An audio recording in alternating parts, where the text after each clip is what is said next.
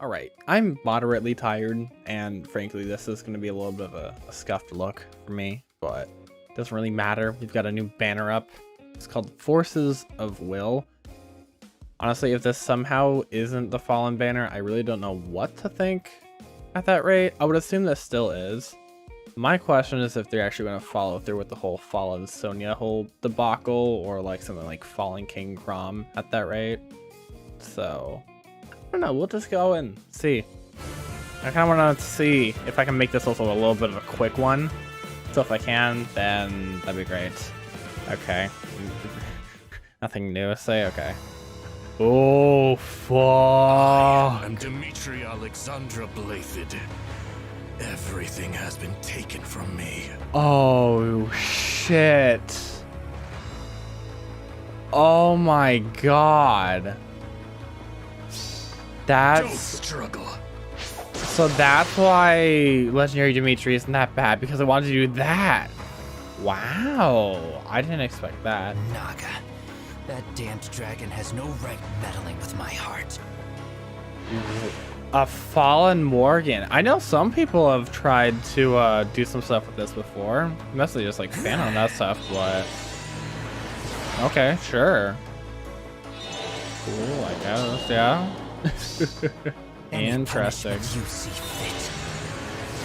I feel weird that they're doing a whole combat like that, though. That seems a little odd. Oh, they're doing both Morgans. Okay. Master Grima, I'll never betray you. I'll stay by your side no matter what form you Axe take. Flyer. Okay, interesting. So we have Dimitri, both Morgans. If this isn't Fallen King Crom next, I don't know what to think. Okay, come on, just give it to us already. Come on, give it to me. No. Oh shit! Makes sense, yeah. The one who will free this world of its corruption. A colorless beast and arm. Wow, it's been a long time since that's come up. Jesus. Okay, sure. Oh my god, they did the full sprite. Let's go. Jesus. Okay, now it makes a lot of sense that they're all together. And who is the what you call it? All right, I need to quickly see who this GHB is. Oh, wait. Free focus hero? Wait. Oh, is this the... Yeah, okay. Is this gonna be anything else? No. Okay. All right, so... Oh, okay. So the GHB is actually going to be Orson from Sacred Stones. Okay, sure. I don't know if this will go up by the time that anything is remotely out for that, but if there is, I'll have it at the end of the video. But that's not what you're here for. You're here to see everything else. Oh boy. So we've got the boar itself, Dimitri, finally out here with a Fallen Elf, actually going to be very, very savage, very mean, and very, you know, down and dirty, out of here to kill people. Yeah, sure. His art looks real good here, honestly. If this isn't the best looking Dimitri, at least out of time skip, like I don't know what to tell you. I really don't. So first, it's got the Vengeful Lance. So basically, is what they did was that they gave him, wasn't this like the lance that Maklon eventually had or something like that? Or at least somebody had their weapon transform into this, right? At least I would imagine. I don't quite remember. Grants attack +3 if units are adjacent to an ally, and grants attack and speed +6 to unit during combat.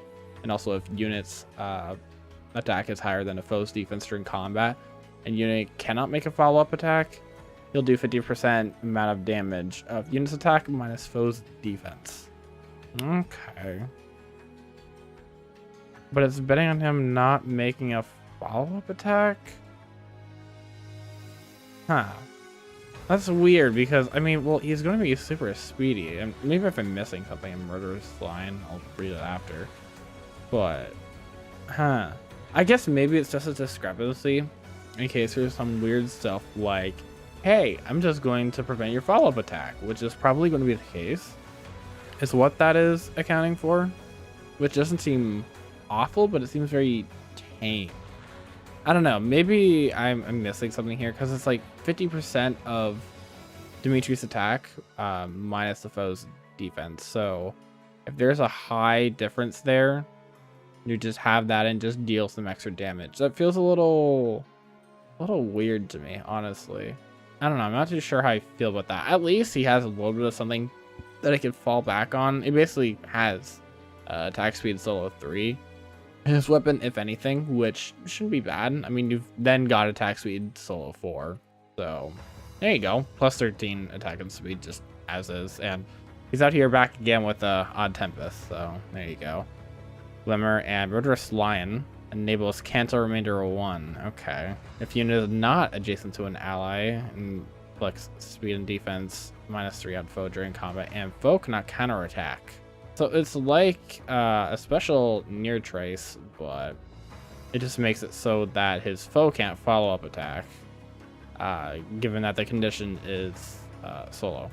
Otherwise, it's just cancel remainder 1.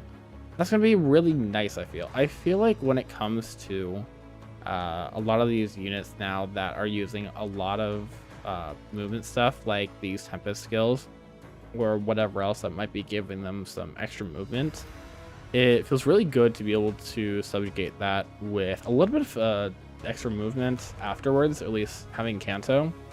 I feel like this is more and more being the case where you want to be able to at least, you want to go in, but then you also want to be able to get out a little bit, if not all the way, in that same turn, whether you actually initiate combat on somebody or not. If you can at least get out, that would be nice, and or at least to be in a better position than you would be if, say, you just didn't have Kanto at all. So having this makes it a lot easier to fall back on.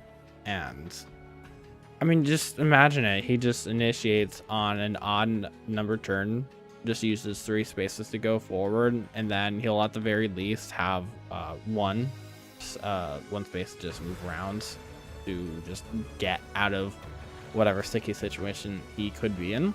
And it especially works out because, I mean, he's just going to be solo that entire time, right? I mean, he has 3 spaces to work with at that rate. So he's going to just go in and just, well, bonk you at that rate. Knowing it, his attack stat is going to be extremely high.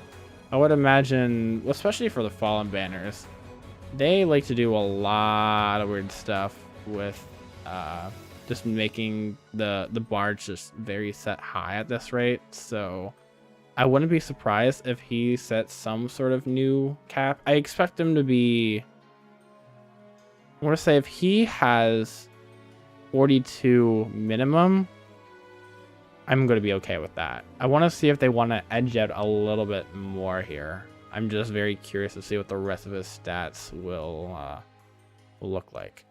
But actually, wait. No, because I'm only realizing it now. The foe won't be able to counterattack at all. And I guess if you couple that with, again, follow-up nullification, so if you're going up against an armor unit, that's fine at that rate, because he's just going to do additional damage to make sure that, hey, I'm going to do my best to actually kill you. So, and does he actually get 55 in this combat? Oh, that's with the special too. Okay, so that's a little, yeah, and it's Glimmer, so it's like, I would assume that 55 is actually the whole damage that you're doing. It's funny because it's literally exact as well, so it's like, okay. Overall, I mean, Dimitri is always going to be Dimitri. I mean, he doesn't have DC this time, but it's like, you might not necessarily need it. Really, all you need to know is that Odd Tempest and his personal Kanto remainder skill is going to do a lot of the heavy lifting in terms of giving him a lot of offensive potential outside of his stats. So, I mean, you're going to have high offensive stats as well. So, hey, have fun running everybody over. This stupid war. All right, so Morgan. I actually didn't expect this, but I guess this is what you have in place of not having Fallen King Crom this year. I guess this is what they wanted to do, is tease everybody. We have our Fallen Robins, we have our Fallen Morgans, Where's Fallen Crom? Like, come on here. Morgan again is a red tome infantry. Okay, that's a little boring, I guess, but it's whatever. All right, Tome of Despair grants attack +3 at start of combat if unit's HP is above 25%. Inflicts attack and res -6 on foe during combat. And also, the following effects will occur based on the value of total bonuses on unit plus total value of penalties on foe. So if there's equal or more to 5, foe cannot make a follow-up attack. If there's 10 or more, unit makes a guaranteed follow-up attack. And if there's equal or more than 15, inflict special cooldown charge -1 on foe per attack during combat. Wait, so where's... Oh, okay. The unit has plus attack and 6 res bonus, and foe has attack and res -6 penalty. Okay, calculate as 24. Wait, that is right, yeah. So each of them are getting like stacked independently. Well, you can even do this if you're somehow all like +6 bonus yourself. But all you really need is the solid 15, which I don't think is going to be that hard to accomplish. Even at that, if you're just getting to the 10, that's fine because you're taking away one of their follow-up attack. Well, they're taking away their follow-up attack while also guaranteeing yours. The guard is just an extra sweet spot if you can get yourself there, which, I mean, most players are going to do everything that they can to make sure that he gets there.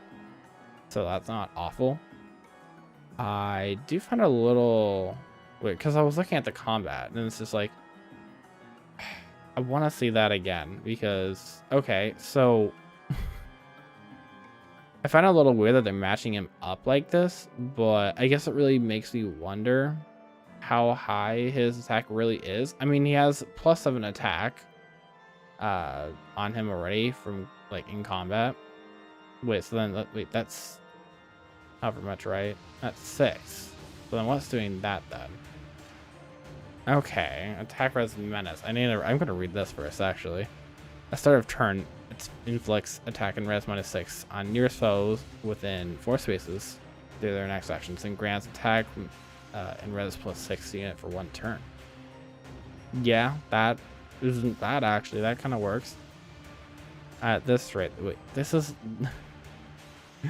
so what this is threaten attack, defense, or threaten attack. Basically, this is better than a dual stat threaten. Literally, it covers more spaces and you still get the buff. I think the only thing that threaten might have is that can't you give it to your allies as well if they're nearby? I don't remember. I think this is just a straight upgrade. And given the fact that we have, I'm pretty sure it was attack and defense menace on Morgan. I don't think this will be the last time that we see these skills. I'm sure there are going to be other versions of this, so when those will happen, I don't know. But I mean, that's probably one of the better things that come out from this banner. It's just, you know, being able to have all that. Jesus. Otherwise, Iceberg, attack res solo 4, sabotage defense 3. Yeah, I think really this is just trying to be a kit that can get you everything that you need, because I mean you're going to get the, at least hopefully, the 24 out of the attack res menace, and even if that doesn't do anything for you, you still have a sabotage defense to do a little more, just to help edge it out if you need that, especially if it doesn't even go off in the first place. But that's whatever. And I guess it does maybe, I don't know. I mean, you're hitting on defense, you can't really use that, but knowing that his resistance is going to be definitely higher, I mean, he'll just get it off for free. I mean, it's kind of obvious at this rate. But yeah, I think overall his is going to be pretty tanky. I don't think his attack is going to be that high, though. That's the thing. I mean, maybe it's just weird because it's, you know, just a blue tome here, so maybe it's a little bit skewed to look a little deceptive. I'm not too sure at that rate. I just want to wait for the stats. But this is especially curious because we just got young Leon, and he fills this sort of role, not like in the red category at all. No, it's more blue. But I feel like Morgan just already kind of dumpsters him in that regard, but then again, I mean, he's a fallen unit, so of course he's gonna dumpster him at that rate. Because, I mean, he basically has what his weapon kind of already has. And then some. So, it's a lot more a potent kit as well. Like, this is the stuff you would like to see on him. It's just that they basically juiced up Morgan and left Leon to have... I mean, it's not bad what he has, but this is just way, way better. Like that one meme. I have this. I like this. Like, this is nice. I like this. That's basically what I see this as. But, alrighty then. Then we've got fallen female Morgan. An axe flyer, as I pointed out before. Ooh, Toby is doing this art too. I actually really kind of dig this. That's not bad. I've always had a soft spot for Morgan's appearance, or at least female Morgan, her design. So, seeing her like this, I kind of dig it. It's nice. So she has the Axe of Despair. Does she do the exact same thing? Yes, actually. She just has Slaying instead of Attack +3. Okay, so, alright. Same stuff to apply. Dive Bomb, finally back on another unit. Works out. I mean, I literally just pulled for it a little bit recently for partner to run on that duo of special heroes because I really wanted to get that to somebody. Video on that later. Otherwise, attack, defense, madness, same exact thing. It's just attack and defense instead of attack and res. Glimmer, attack, defense, solo 4. Works out. I feel like she's actually not going to be that fast, honestly. I mean, a lot of the stuff is working into her attack and defense at that rate. I think she'll actually be pretty tanky. I don't know about her res, though. That's my one whole wonder here. Either way, I think she's just going to be, you know, high on her attack and defense. Maybe not necessarily as high on her attack, but I think she's just going to be very physically tanky, which is basically, I feel like, what you would want out of her at this rate.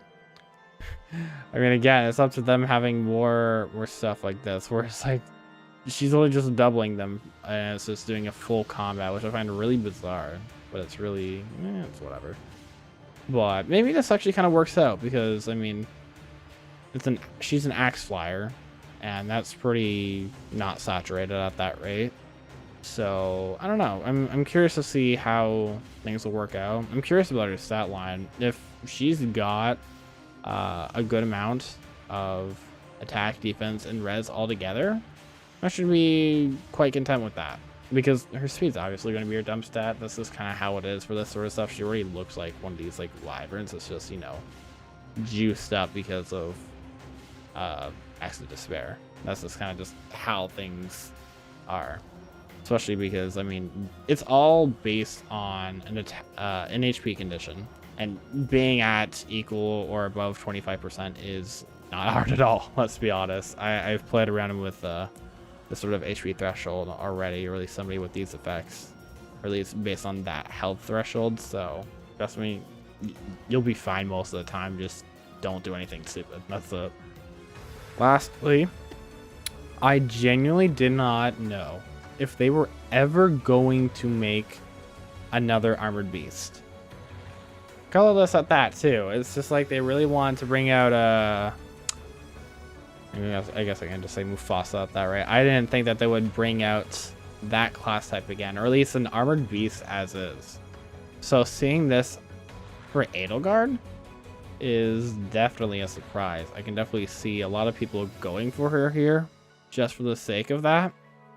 I mean, if you choose to really run beasts in Ponzaloki like I do, this is definitely going to be very, very helpful, I would imagine. I mean, it's Edelgard, so people are going to pull as this. All right, so 20 crest power makes sense. That's basically what she had at that rate.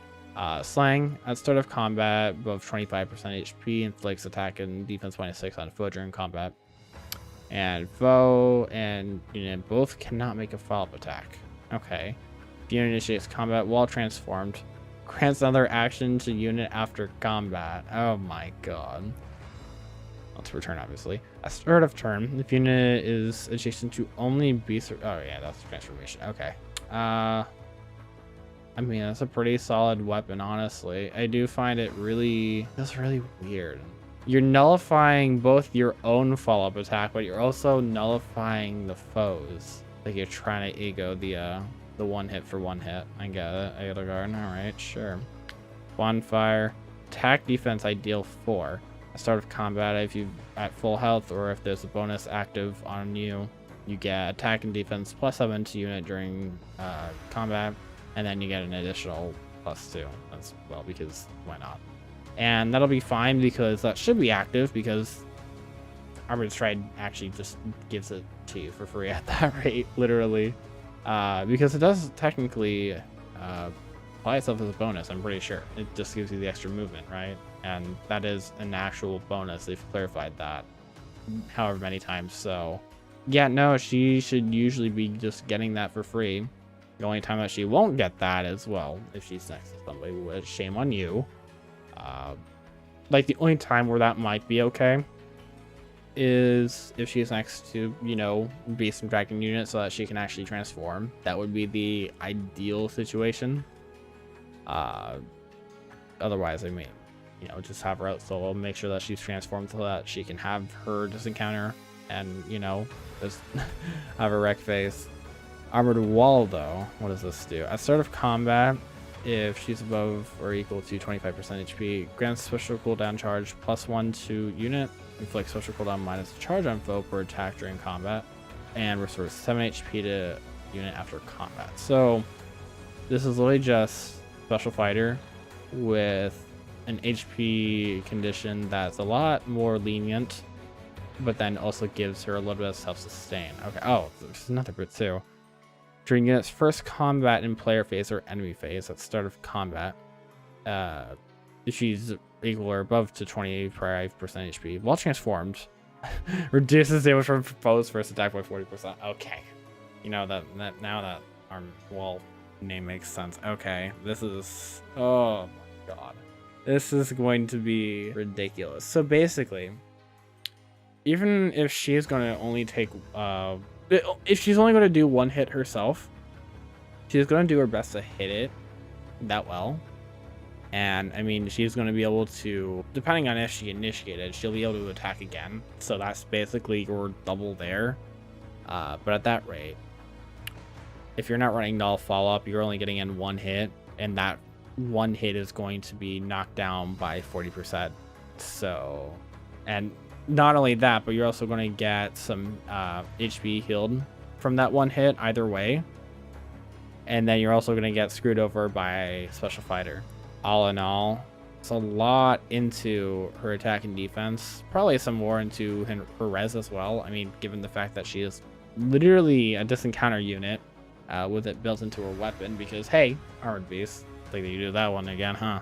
I think what it is to that in general, I think she's going to have, at the very least, 36 defense at base, but I'm probably screwing myself wrong on this one. I'm just not getting it right. I don't know. I'm tired. This is what ends up happening. But overall, I mean, it's going to be very scary. As is. You thought her being an armored unit with some really weird stuff was going to be bad. Well, now she's a beast unit, and now she just gets free DC. Now you don't have to sacrifice your ace slot for that, which isn't bad.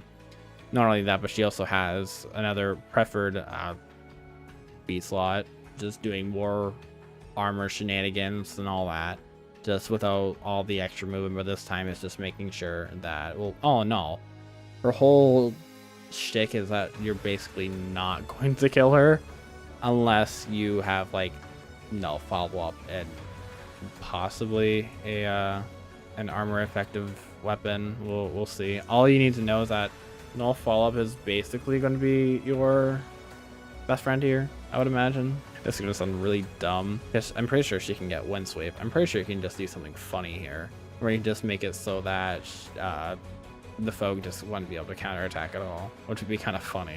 But yeah, overall, at least initially, this doesn't look as insane as previous Fallen banners, but maybe that's just a very deceptive look into it. Because everybody here, I feel like overall is bringing something very, as they always would do. They would always bring something unique to the table here. And it's setting, I wouldn't say it's really setting a precedence, because it's a lot of effects that are tagged on together in some way to make a very cohesive unit. I think the only thing that's really going to be a mainstay after this banner is going to be, well, they're probably going to push more meta skills at that rate, which honestly I am okay with. I mean, nobody really used threatens anyway, so having something like that but better is welcome, especially if it's also a tier 4 skill. I wouldn't mind that at all. I mean, it's obviously going to be fodder, and the big stuff, I mean, the Morgans have it in their weapons. Edelgard and Dimitri have it somewhat in their weapons, but also in their exclusive skills. So I don't know. It's just usually, you know, have fun with them. And that's if there's anything about Orson right now, because I would assume he's probably, what is he again? Wasn't he a paladin, I believe, in Sacred Stones, if I remember correctly? It's been such a long time since I've played that game, so I don't entirely remember. But I mean, Orson finally being in the game, sure. My only hope is that he's at least a decent unit. But yeah. Anyways, my name is Val. I hope you guys enjoyed the video. If you liked what you saw here and you want to see more of it, feel free to subscribe and leave a like. If you're playing on the banner or you're going to do anything with the banner, what do you guys think about the banner? Feel free to leave a comment if you'd like. And yeah, I really do appreciate you guys for watching these videos. Yeah. Anyways, thanks for watching, everybody. I appreciate you. Bye bye.